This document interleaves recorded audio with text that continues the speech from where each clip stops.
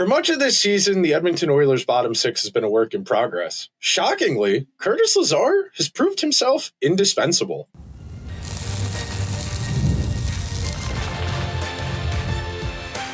You are Locked On Oilers, your daily podcast on the Edmonton Oilers, part of the Locked On Podcast Network, your team every day.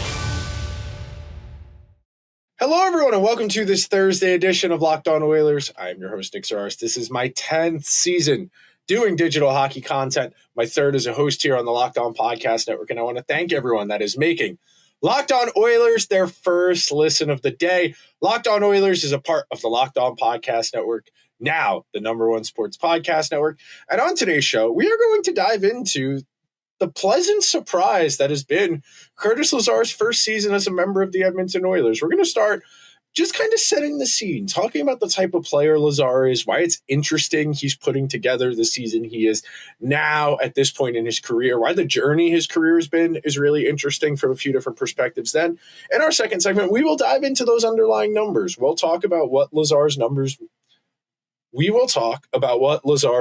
mean from an underlying perspective, what they tell us about his style of play, how the Oilers play when he's on the ice.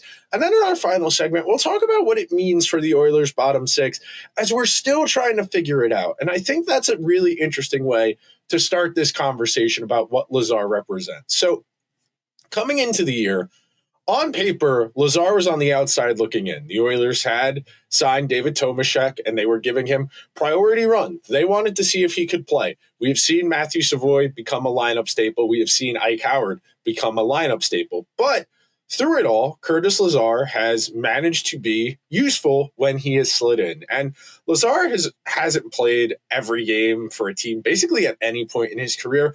And what makes it interesting is that a lot of guys in Lazar's position, with his pedigree, where he was drafted, the type of player he was expected to be, not everybody has the adaptability and, frankly, the character to understand where they're at. And anytime you're selected in the first round, that's going to give you a few more kicks at the can as a player. Teams, other organizations will look at that and say, well, if Ottawa, which Lazar was drafted by, took him in the first round, there's got to be something there. There's got to be a trait, a tool, something he has that they weren't able to tap into or they didn't put him in a position to use well enough.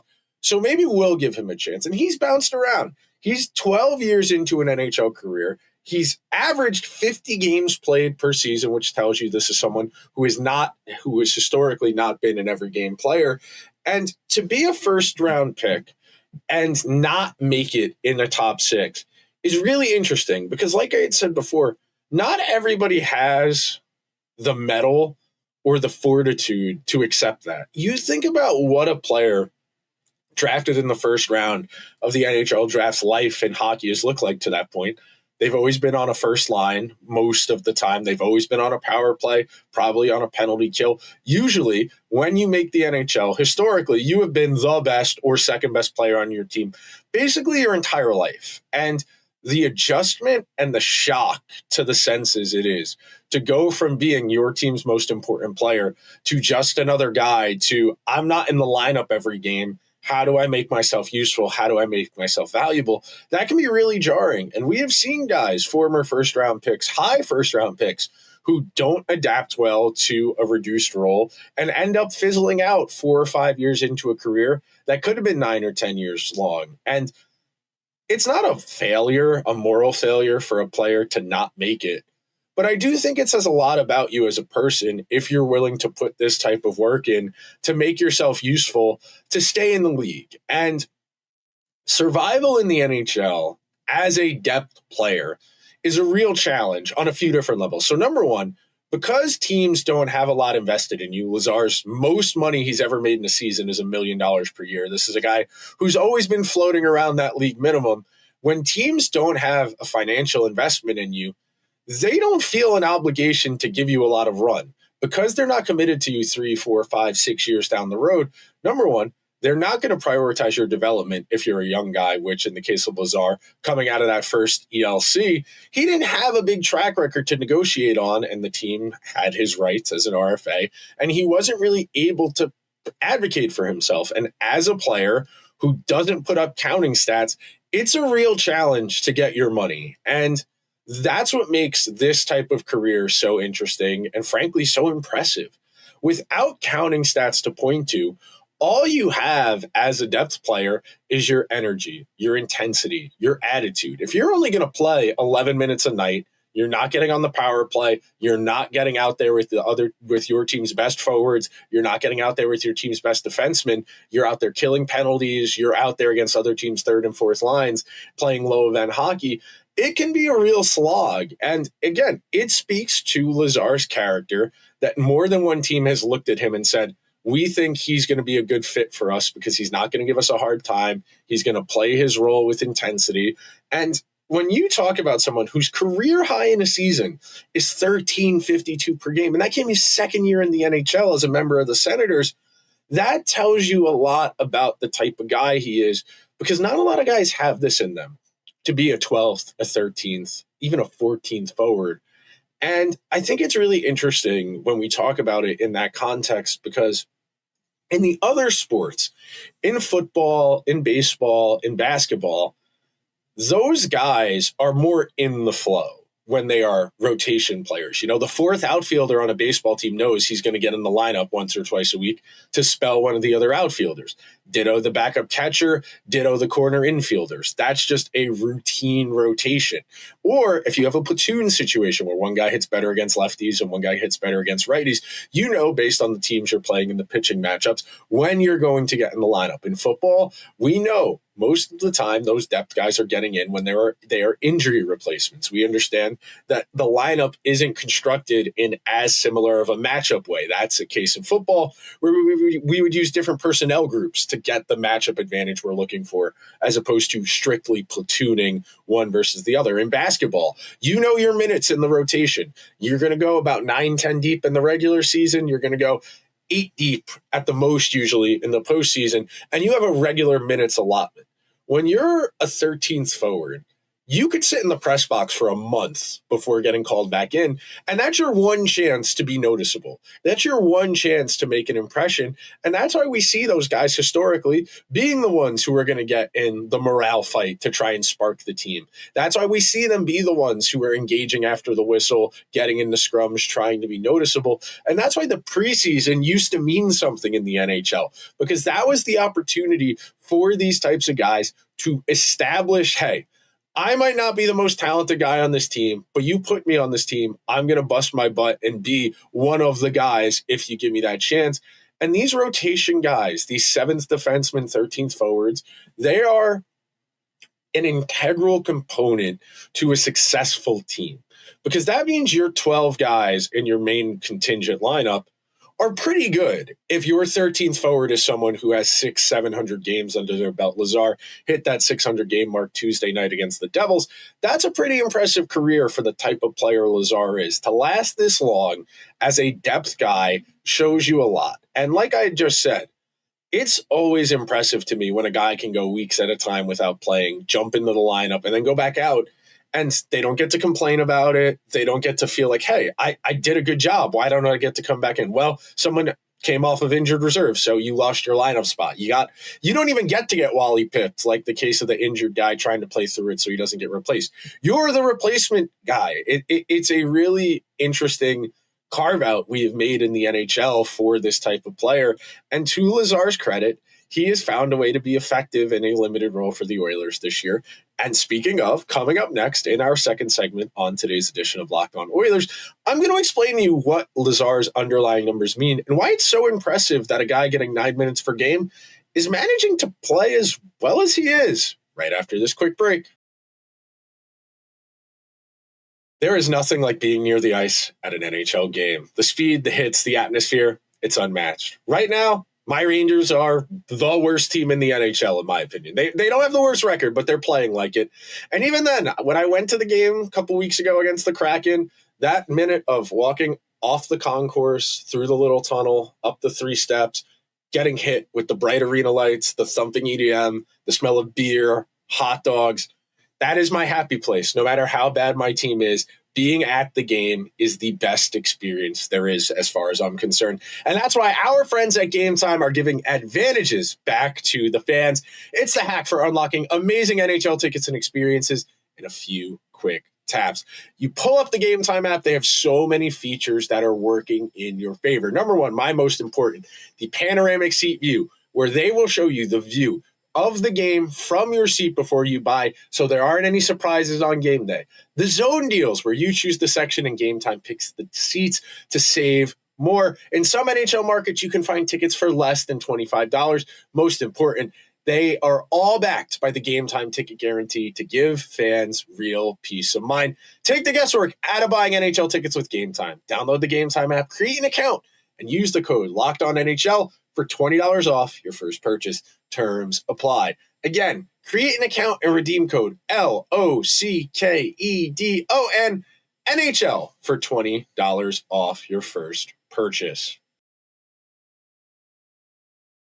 Thank you so much to everybody that is hanging out on this Thursday edition of Locked On Oilers. To everyone making Locked On Oilers their first listen of the day, you got to check out the Everydayer Club. The link is down in the show notes to join. You can get access to ad-free episodes of Locked On Oilers on your preferred podcast platform, and you can get access to the Locked On Oilers Discord server channel where we're talking Oilers. I'm in there during games now going forward, Monday to Friday. I pop in a couple times a day to ask questions, to offer a forum to ask questions, and you get a shout out on the show. So get in the mix, join down in the show notes. So as we continue this conversation, I think it's really interesting whenever we talk about efficiency, because that's the great quandary of our time. It's not just in sports, it's in life. We are watching as the world economic order gets reoriented around wherever we are going. And a lot of that stems from a hunt for efficiency.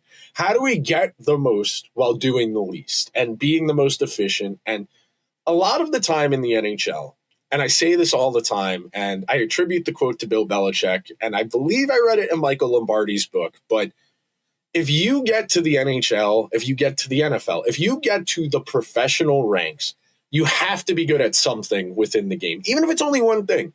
If you're only good at skating, if you're only good at shooting, if you're only good at forechecking, you're good enough to get to the NHL. You have to have at least one trait that is above average, that is a plus trait. And that generally means when a player is struggling, they aren't being put in a position to do what they're best at. And it goes back to another Belichick quote. There is no such thing as a bad NFL player. There's bad coaching and a player who's not being put in a position to succeed. And I fundamentally find a lot of the time when a player is struggling at the NHL level, they are being overexposed. They're playing too many minutes. They're playing with line mates that don't suit their skill sets, or they're playing too good a quality of competition. So when you parse a guy's minutes down and you put them in a more optimized role, you're going to go out there and you're usually going to get better results. And the great case studies are the Lightning teams that went back-to-back and the Panthers teams that went back-to-back. Because when you can put extremely gifted hockey players on your third line. In the case of Tampa Bay, who had Ross Colton on their fourth line at one point, you having that quality of player that deep in your lineup means you can get even more out of them. Blake Coleman can be a first liner on a bad team. He was on those Devils teams post the Taylor Hall Hart Trophy.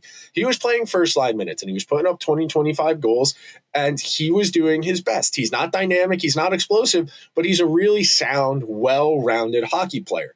You put a guy like that on your third line where he's going to get fewer minutes and he can be more intense in the minutes he does play, going to get easier matchups because he's lower in the lineup. He's going to get easier opportunities to create offense. And because the assignments are usually going to be misaligned, where another team's third line is going to be told tread water, survive, whereas Gord, Coleman, and Barclay Goodrow could cycle the other team into oblivion, wear them down, and score actual direct goals. And the reason I preface a lot of this second segment about Lazar, talking about Tampa Bay and Florida, which extreme outliers. And Curtis Lazar is not Blake Coleman. He's not Yanni Gord. He's not Barclay Goodrow. He might be better. He's better than Barclay Goodrow. I'll give him that much. But You want to put guys in a position to succeed. So coming into this year, Lazar's on the outside looking in. He doesn't play the first few games of the regular season. He comes in as an injury replacement. He comes in as a healthy scratch replacement. And as the Oilers have dealt with injuries, particularly to Noah Phillip, who is someone the Oilers were optimistic about being in a fourth line role this year, he has had to find his way. And Lazar is only playing 8:18 per game at even strength, and he's playing 40 seconds per game on the penalty kill. He's playing 9 minutes per game and managing to have a relatively effective season. And he has played with Janmark, Frederick, Mangiapane, Noah Phillip, and David Tomaszek. And that's not everybody. But when you are a guy who, as we have established, has been in and out of the lineup, and you've got to play with 9 different guys, and you can't really find a feel, you can't really build chemistry because the cast around you is constantly changing, you are in survival mode. And that's what makes the underlying numbers so interesting. 44% of scoring chances, not great. 46% of shot attempts, not great. 46% of goals, not great. 53% of the expected goals, and then 53% of the high danger chances.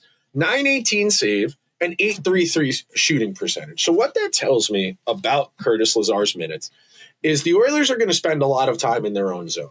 They're going to concede a lot of volume. They're going to give up a lot of chances from distance. And the way you know his underlying numbers aren't being juiced the way that the Hurricanes are, the way the David Sutter Flames teams and the LA Kings teams of the last decade would juice their numbers. And look, no team is going out there and saying, we need to up our expected goals. Let's just fling a bunch of pucks at the net. Those are concerted strategies. Those are teams saying, we don't have high-end finishing talent, so we need volume. We need as many pucks on net as we can to wear the other team down, to create mismatches, to draw penalties. In the case of Curtis Lazar's minutes this year, the Oilers are spending a lot of time in their own zone. They're consolidating defensively. They're being hemmed in. But by virtue of the 53% expected goal share and 53% high danger chance share, in conjunction with a high save percentage, that tells you they're giving up a lot of volume, but not a lot of quality. So while their 46% goal share is not great, in the context of a lot of volume against high save percentage, slightly low shooting percentage, but again, these are fourth liners. You wouldn't expect them to have a particularly high on-ice shooting percentage. That tells you that, number one, they're creating off the counter. They're creating particularly dangerous chances. We have seen Lazar and Janmark at points over the last few weeks create that chance where the other team's defenseman who just recovered the puck looks up behind the net at the oncoming forecheck. They feel the heat coming. The puck gets turned over, and you have that chance right there at the net front. Those types of high danger chances are all about work rate. They are all about effort. They're not about skill. They're not about talent.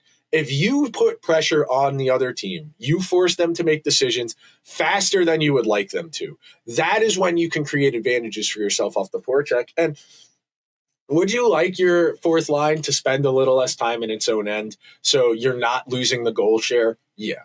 But when you think about it in the context of what Curtis Lazar is and what the fourth line has been this year, which is largely an afterthought, the pieces that are left over, I think it's really interesting that the underlying numbers speak so kindly to what Lazar has done in what has been an admittedly small role. But all of that combined tells you they're doing something right.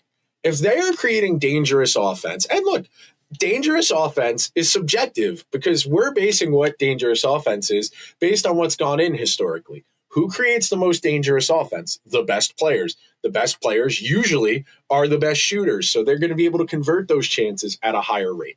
Lazar and Janmark and Frederick and Mangiapane and Tomaszek, those guys aren't going to have the finishing talent to convert those chances at as high of a rate, even though they are dangerous. So I think when you put that all together, you have something there. Now, in our second and final,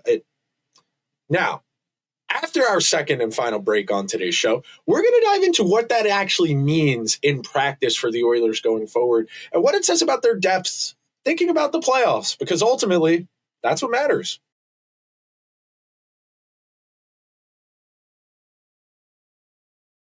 Thank you so much to everybody that is hanging out on this Thursday edition of Locked On Oilers as we are breaking down Curtis Lazar's 2025-2026 season as an Edmonton Oiler so far. And we have been, I should say I refer to we when I talk about the show because talking to you guys, but I have been pretty adamant the Oilers don't have the requisite level of scoring depth they need to be a real Stanley Cup contender. Playoff team, sure. Win a round or two, sure. But you look past McDavid, Hyman, Nugent-Hopkins, Draisaitl, and the goals just aren't there based on track record, based on pedigree. Now, that's the exciting part of having guys like Savoie, having guys like Howard, having guys like, dare I say, Roslovic, having guys like Podkolzin. In the case of Podkolzin and Roslovic, those are guys with NHL track records who are playing in very specialized roles who might be able to get the Oilers might be able to get a little bit more out of them than other teams had based on the roles they had played in those places. In the case of Savoie and Howard, you truly don't know. Those guys don't have NHL track records, so they could be anything. And maybe a year or two from now, you're penciling in 12 to 20 goals next to both those guys' names, and you're feeling a lot better about the state of the Oilers' forward depth. But ultimately, that has become the Oilers' undoing in each of the last two Stanley Cup finals. 2 years ago, that team was more talented. When you had McLeod and you had Holloway and Warren Fogle, you had a lot of depth throughout your lineup. And that was with Evander Kane not playing in the Stanley Cup final that first time around. And you had a lot of depth. Last year, you rode Corey Perry on your first line a lot of the postseason, and he was really good in the playoffs. As crazy as that sounds, and coming off of a 19-goal regular season, I understood why Corey Perry was being featured as heavily as he was. But last year's team had Victor Arvidsson. It had Jeff Skinner. I know Jeff Skinner only played in 5 playoff games. I know Arvidsson was healthy, scratched at points during the playoffs, but those are established NHL guys who should be able to put up 15-goal seasons basically by default, just by showing up, getting off the bus, and going through the motions for 82 games. When you think about what the Oilers' depth has been this year in particular, it's concerning. In the non-McDavid Draisaitl minutes, the depth has been outscored 56-21. Hell, with McDavid and Draisaitl on the ice together, the Oilers are only outscoring opponents 15-14. That even strength math is not adding up. Now, unlike last year, the power play has been elite. Last year, the power play was fine. I want to say it was 11th or 12th in the regular season, and that's not bad. Generally speaking, if you want to win the Stanley Cup, both your special teams units need to be in the top 10 or so. 11 or 12, you can get away with if one is significantly better than the other. But the Oilers, as we know in the playoffs last year, had an atrocious penalty kill against the Kings. They got slaughtered at 5-on-4. So when you think about that, you think about the depth, you think about what it all means. Historically, we're only asking our fourth line to go out there and not get killed, to tread water, as we like to say. When we talk about treading water, you're not swimming, you're not moving, you're not going anywhere, but you're not drowning, you're not dying. The problem is, eventually you reach that tipping point where you have treaded water for so long, your body starts to get tired. That lactic acid builds up in your body, and you can't tread water anymore. And then you got to float on your back. And then we're at absolute desperation trying to maintain, to keep as much energy as we can possibly have. But that becomes a real challenge when we spend 55, 56, 57% of our ice time in our own end of the rink. Something bad is going to happen. Even if we don't give up a goal against, well, we just spent a minute in our own end. Our goalie had to make 3 saves. Both of our defensemen couldn't get off because all they could do was lazily get a puck out because they'd just been out there for a minute and a half. And because we couldn't get a change, the other team was able to come right back in and attack aggressively. And it's all downstream of each other. So when we talk about a fourth line that is spending a lot of time in its own end, that is creating some dangerous offense, but doesn't really have the facilities to capitalize on it, we're being presented with quite a conundrum. Because we know, macro-wise, the Oilers' depth at even strength this year has not been good enough. They have not scored enough to be in line with what the expectations were coming into this year. Now, as I said before, they are giving guys like Podkolzin and Roslovic pretty big roles on a team that has, and roles they really haven't played before. Kapanen, when he's been in the lineup this year, he should only be out a week or so, which is good. He skated on Tuesday ahead of the game against the Devils, so he's close, even though he probably won't play till Saturday or maybe early next week. All of that tells you the Oilers are willing to try things. They're willing to experiment. And having some stability in your bottom 6 helps. Now, last year, we saw Henrique, we saw Frederick, we saw Podkolzin. The weird thing is, in the playoffs last year, the Oilers' bottom six at even strength was pretty good. Frederick, 58% goal share. Arvidsson, 62% goal share. Janmark, Kapanen, both 60% goal share. Adam Henrique, 59% goal share at even strength. All of those guys had a decent share of the offense when they were on the ice at even strength. The problem ultimately became they didn't score enough. And that gets back to our original question of efficiency and how do we get the most out of our situation. If you have a majority of the goals, that's good. But do you have enough overall goals? And that becomes your question.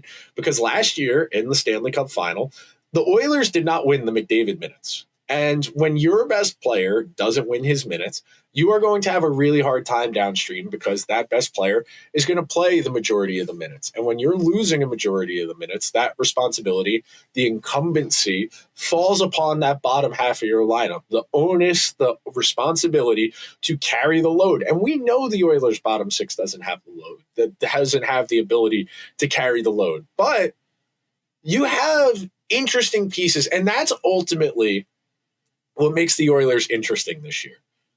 I don't know what the right alignment of the bottom six ultimately is going to turn out to be. Lazar might not even be an every game player in the playoffs when Adam Henrique comes back. Maybe we see Henrique as the fourth line center and the Oilers move Nuge to third line center, or they really give Savoie an extended look as the third line center.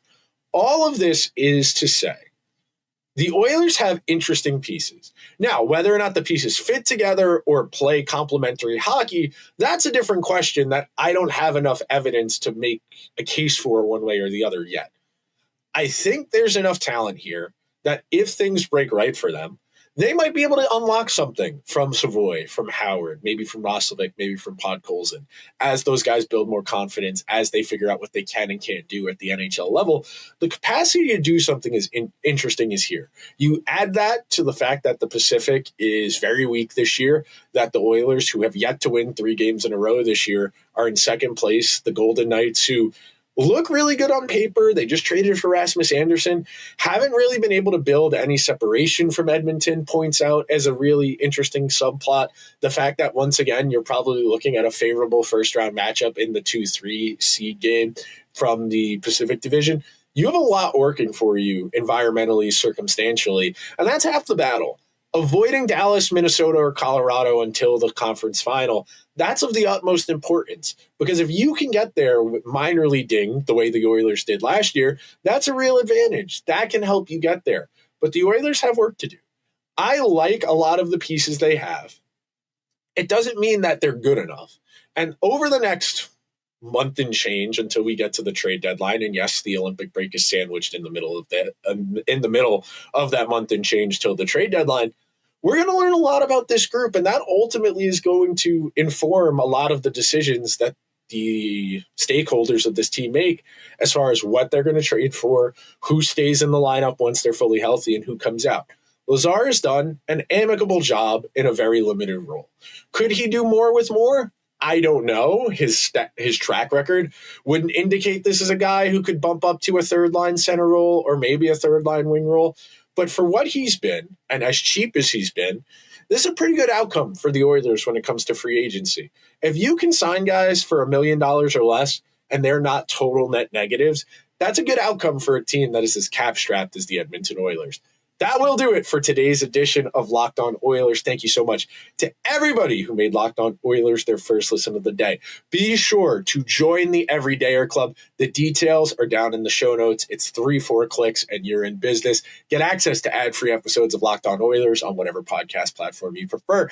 Access to the Locked On Everydayer Discord server for other everydayers just like you and Locked On personalities.